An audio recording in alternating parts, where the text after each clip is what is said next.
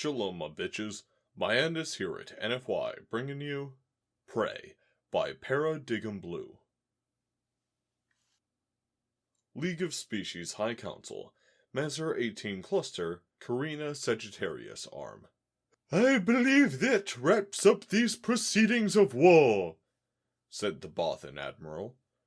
She was an imposing hexapod, towering 4 meters tall, and her carapace was studded with medals stapled into her bony exoskeleton, a record of military victories, a permanent fixture of her body. She was tired of this meeting. Another upstart species on the fringe of League space, and another interminable meeting about which member species ships would be selected in the line of battle, to put the upstarts in their place. She surveyed the long raised table in front of her, flanked on each side by the ranking members of the League Galactic Security Council. Below the table, the delegations of lesser council species and junior members stood, perched, sat, or coiled, depending on their respective physiologies. Admiral Nuria sat at the head of the table, flanked by her species ambassador to the League, befitting her position as the leader of the most powerful military in the Security Council, and, therefore, its chair being.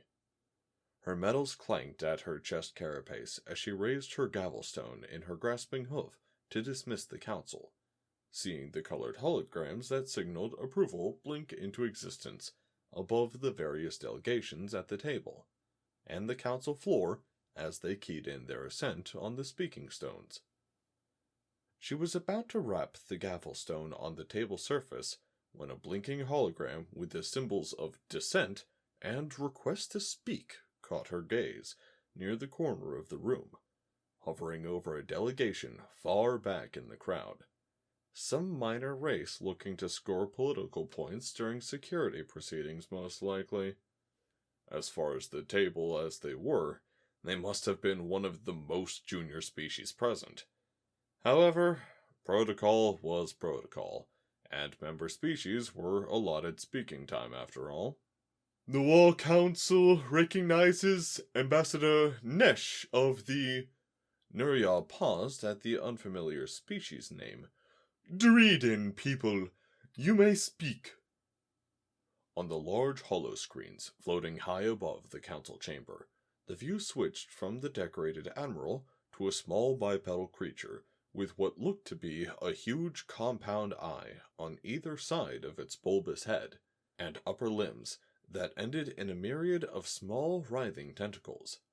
The Dreeden ambassador only stood 1 meter high, but his voice reached the entire War Council without the need for amplification. If it may please the Security Council, the Dreeden Republic would like to yield its time to a non-voting member species. This caused a stir on the council floor, as delegations whispered to each other. A junior council species yielding what little time it was allotted on the floor to a non-voting species. This was unheard of.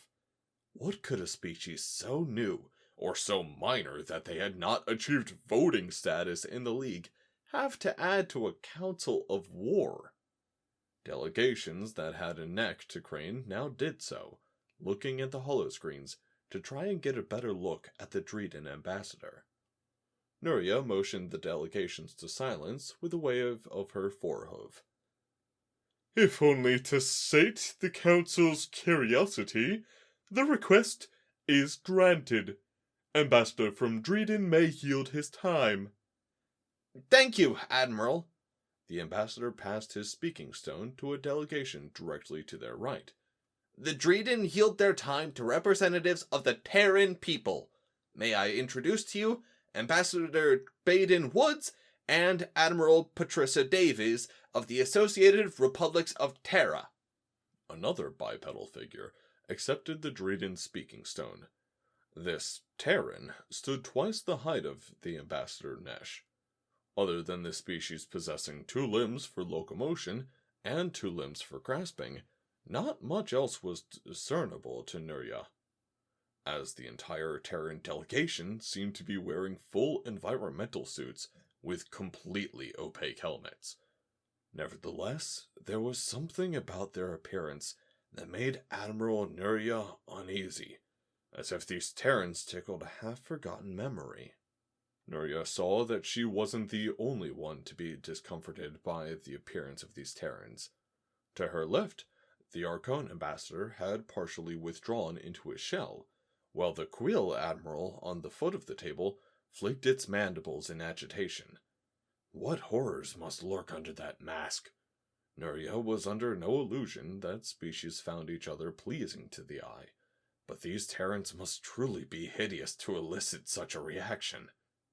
Her discomfort was quickly replaced by amusement by the thought, and turned to listen to what this Terran delegation could possibly hope to add to the proceedings, while idly calling up information on the species on her personal holoscreen. Honorable species of the League, Admiral Nuria, we thank you for your time. You do our young species honor to have our words heard by species as wise and as powerful as yours. You have fought many wars and won many victories. The human ambassador took a long pause. Unfortunately, we do not believe this strike against the Rasha will be one of them. If the spectacle unfolding on the Security Council chamber's floor didn't have every delegation's attention before, it certainly did now. Nuria's hackle spines raised along her back. You presume too much, Calfling. While the information about the Terran she had been able to pull up on her screen was surprisingly sparse, with remarkably little about the physiology of the creatures beneath their environmental suits. The entry about how recently they became a spacefaring species told her enough. The Bonth were fighting interstellar war, while your species was using stone tools. You jeopardize your future membership in the League by presuming you have a superior military analysis of the situation. Around the Security Council chambers, assent was signaled by most of the delegations. You are correct, of course, Admiral. With the Bonth leading its fleets, the League has prospered for millennia. We do not presume to question your tactical analysis, but only suggest that it has been made with incomplete information, Ambassador Woods replied.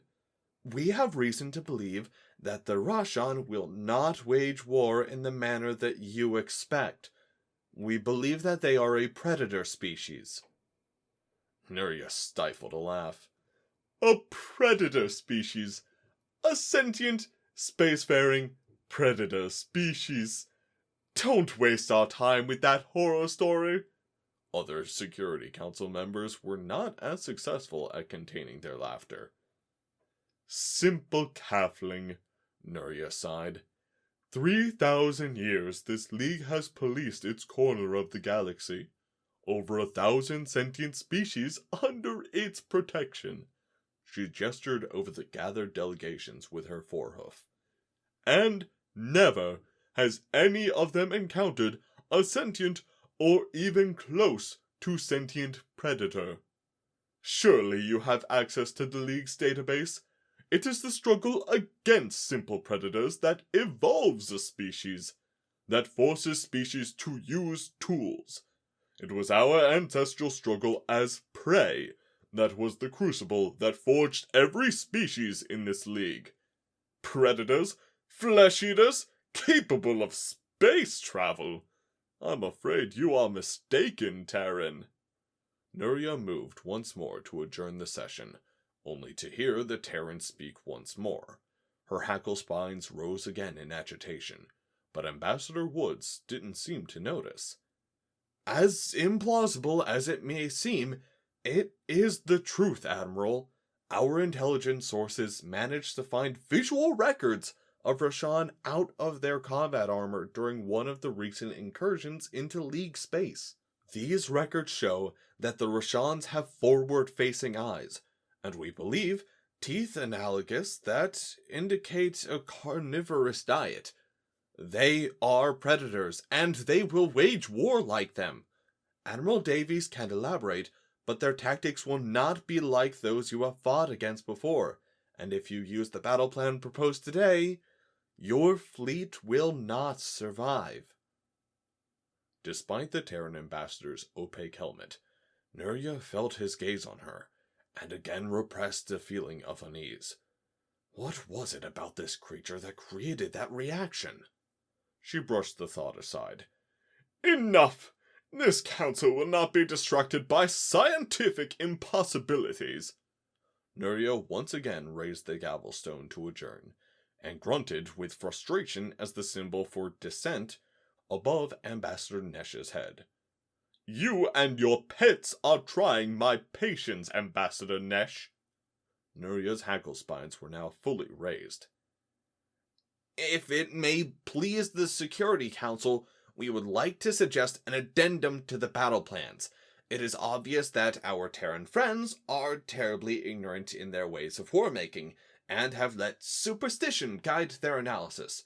Surely they may have misinterpreted the data. We believe that this could be a learning experience for such a young species.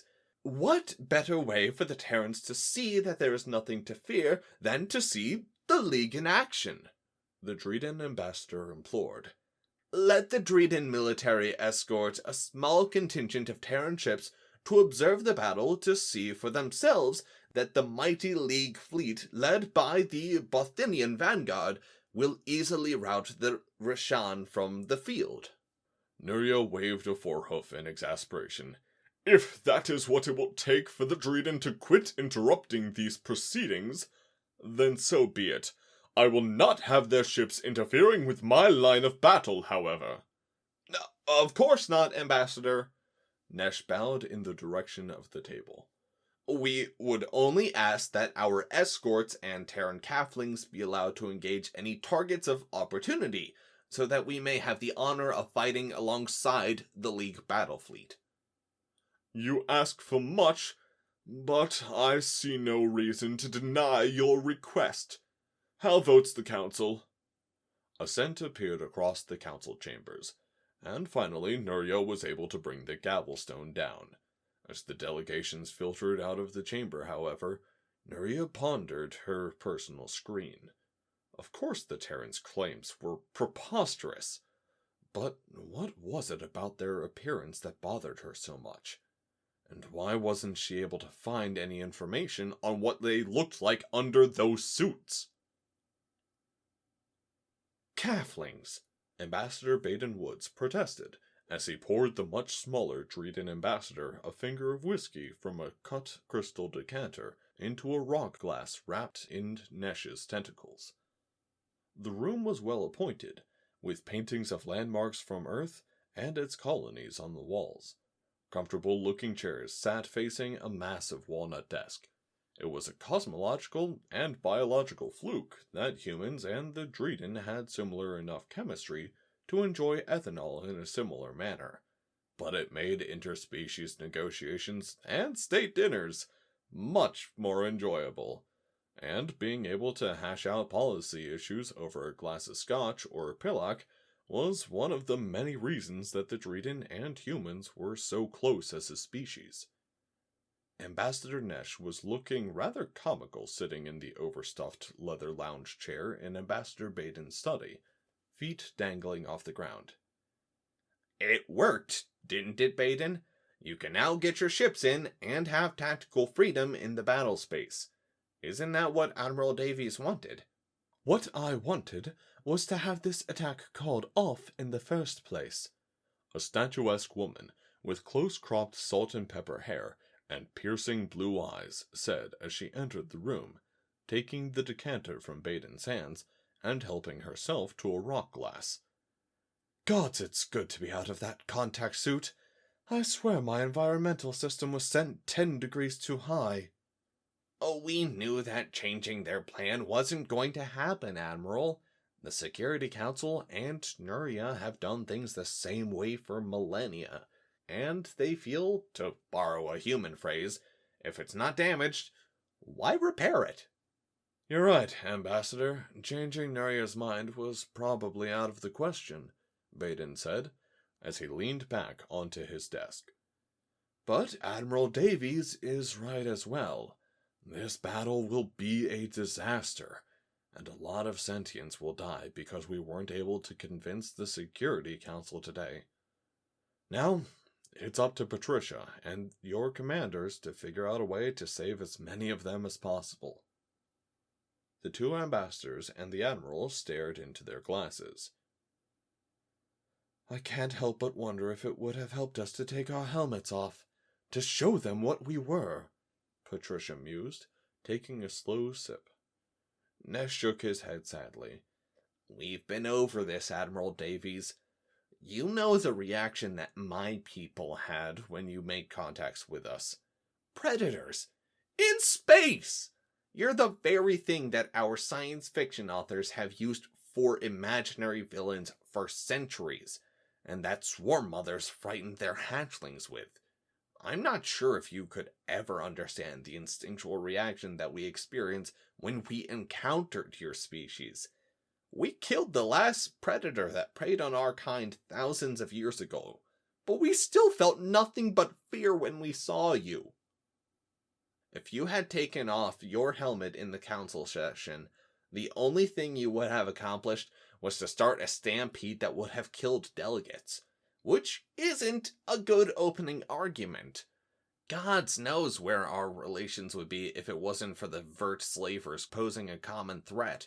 Even then, after your fleet rescued our people held captive by the Vert, when the League wouldn't lift a finger, we still had those among us who wondered if you had eaten a few Dreden on the way back. Nesh sighed. No, they are not ready for the Terran secret yet. And even if they were, it would not have swayed them from their plan. Nesh's wide-set compound eyes glinted in the dim light of the study. Are you still planning on leading the mitigation force yourself, Patricia? I'll owe you a bottle of single malt Pillac when this is all over. Holy shit, Prey is long. Anyways, I'm breaking it up into parts, even though it's technically only one story in the posting, but fuck it, Jesus, this is long. Anyways, this was part 1, look out for part 2, yay! If you enjoyed what I did here, please subscribe. If you want to let me know something, go ahead and leave it in the comments, and if you want to be appraised of the other stupid shit that I do, go ahead and hit the bell icon on the side. Have a nice one, y'alls.